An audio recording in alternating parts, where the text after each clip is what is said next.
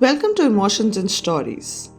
Arranged marriages and the first meetings are nerve wracking for the girl. But what about the guy? Let's find out about how he feels in our today's story, Meeting the Girl. Vikram was not a nervous man by nature. As a 29-year-old software engineer, he handled deadlines, presentations, and coding bugs with calm precision. But when it came to meeting a prospective bride for the first time, all his confidence evaporated. His parents had declared it was high time he got married, and after weeks of scrutinizing biodatas and photographs, they had found the one.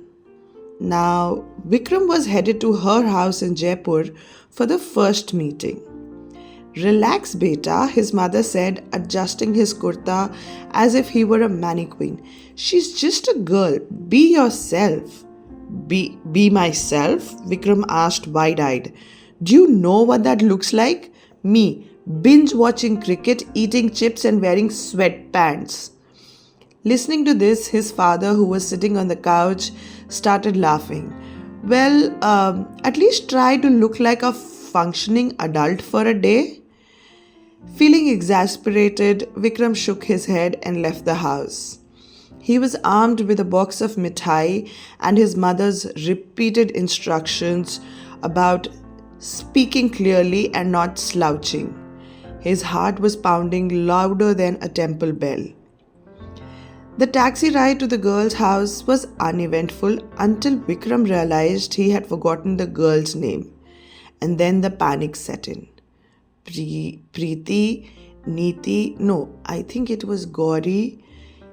He kept trying to remember the name and was at a loss. By the time he reached the house, he had settled on Miss Sharma as a safe backup. He rehearsed his introduction in his head, only to realize he was sweating profusely. He dabbed his face with his handkerchief, smearing a faint streak of tilak across his forehead. As the door opened, he was greeted by the girl's father, a towering man with thick mustache and a no-nonsense aura.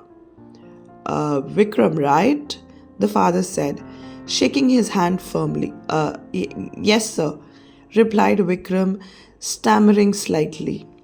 He handed over the mithai box only to accidentally drop it. The box tumbled open, revealing a slightly squished assortment of sweets. Special delivery?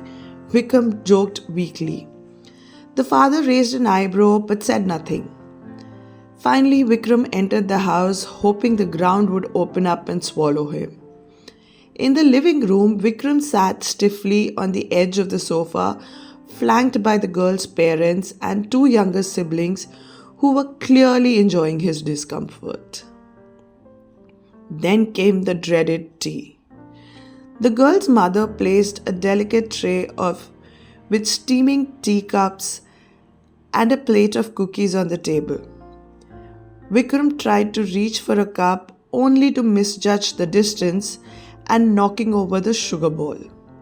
Sugar crystals scattered like confetti. I like my tea sweet, Vikram stammered, attempting a joke.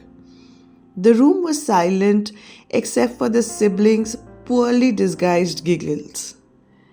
As he stirred his tea, he tried to sip it casually, only to burn his tongue. He yelped, spilling some on his kurta. Perfect start, he muttered under his breath, dabbing his chest with the tissue while the family politely pretended not to notice. Finally, the moment came.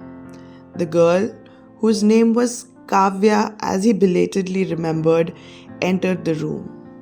She was wearing a simple salwar suit, her hair tied back in a braid, and she looked both amused and slightly skeptical.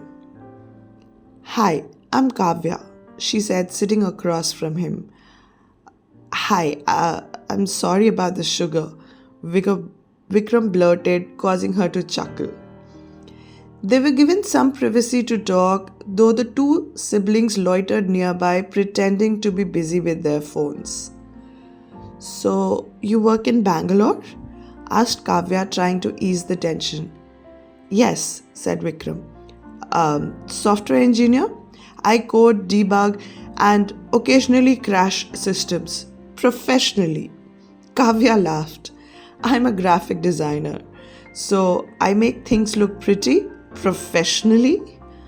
Ah, so if I break something, you can fix it? That's not how it works, Kavya said, grinning. The conversation was starting to flow when Vikram's phone buzzed loudly. He fumbled to silence it, but not before accidentally answering the call. Vikram, how is it going? His mother's voice boomed from the speaker. Ma, I'll call you back, Vikram hissed, hurriedly ending the call, and found Kavya with a raised eyebrow and amusement written all over her face. To salvage his dignity, Vikram reached for a cookie. He took a confident bite only to realize it was much harder than expected. The cookie cracked loudly and a tiny piece flew out of his mouth, landing right in front of Kavya. I swear this never happens, Vikram said, mortified. Kavya laughed so hard she had to wipe tears from her eyes. You're definitely not boring, I'll give you that. Well, that's one way to describe me, Vikram said, smiling despite himself. Just as Vikram thought things couldn't get worse, the family dog entered the room. A massive Labrador named Bruno. Bruno sensed Vikram's nervous energy and bounded up to him and plopped a slobbery chew toy in his lap. Oh great, Vikram muttered, trying to hand the toy back, but Bruno was insistent, nudging Vikram's arm until the toy fell onto his tea-soaked kurta. You are a magnet for disaster, aren't you? Kavya teased, still laughing. Well, I prefer the term unintentional entertainer, replied Vikram, grinning. After what felt like an eternity, the meeting came to an end.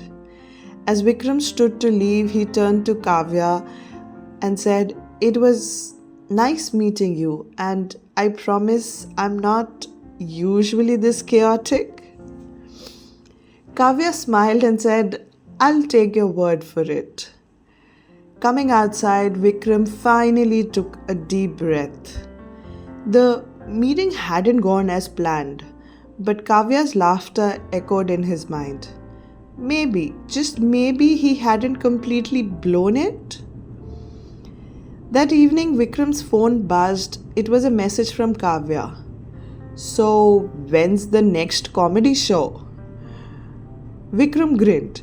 Perhaps his chaotic first impression wasn't so bad after all.